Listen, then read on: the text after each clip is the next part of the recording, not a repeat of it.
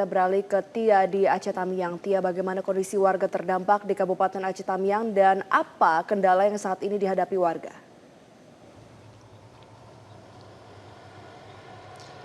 Ya, selamat pagi Valeri dan juga Febrian serta pemirsa. Pasca bencana banjir bandang dan juga tanah longsor yang melanda Kabupaten Aceh Tamiang, dapat dikatakan hingga kini warga masih terus bertahan berjuang dari hari ke hari. Kami datang langsung ke lokasi melihat bagaimana keadaan rumah-rumah terdampak.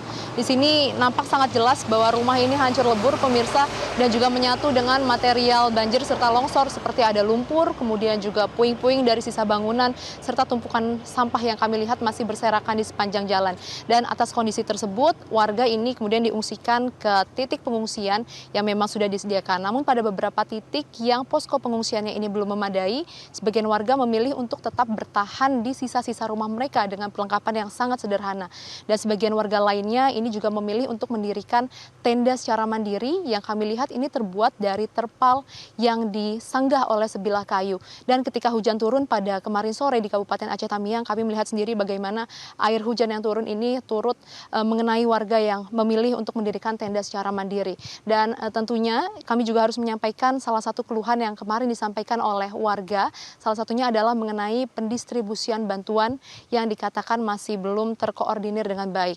Memasuki hari ke-22, bantuan ini memang sudah banyak yang datang ke Kabupaten Aceh Tamiang, baik makanan, minuman, air bersih. Namun warga menilai pemberian bantuan saat ini belum dapat dikoordinasi dengan baik. Dan misalnya saja salah satu warga yang kemarin bercerita kepada kami di lapangan, mereka mengaku bahwa tidak mampu mengakses titik pusat bantuan yang jaraknya ini 1,5 hingga 2 km dari rumah mereka. Hal ini dikarenakan kondisi kesehatan yang tidak memungkinkan, kemudian juga akses jalan yang masih sulit untuk dilalui karena adanya lumpur yang tebal dan juga puing serta sampah di sepanjang jalan dan tidak adanya kendaraan motor untuk mendukung mereka dapat menjangkau titik pusat bantuan. Sehingga bantuan yang seharusnya dapat mereka peroleh menjadi hilang dan tidak dapat mereka dapatkan sama sekali.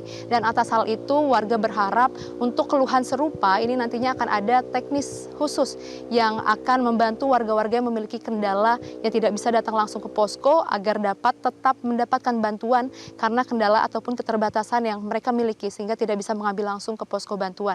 Dan selain itu untuk keadaan lainnya seperti listrik, internet ini juga memang masih belum merata di desa-desa yang ada di Kabupaten Aceh Tamiang.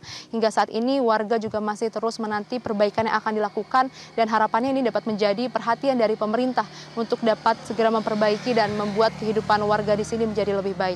Demikian Valeri dan Febrian. Baik, Tia Iskandar melaporkan langsung dari Aceh Tamiang, Provinsi Aceh. Sebelumnya ada Amfrezer di Padang, Sumatera Barat. Teman-teman semangat kembali bertugas. Pemirsa. Jelajahi cara baru mendapatkan informasi. Download Metro TV Extend sekarang.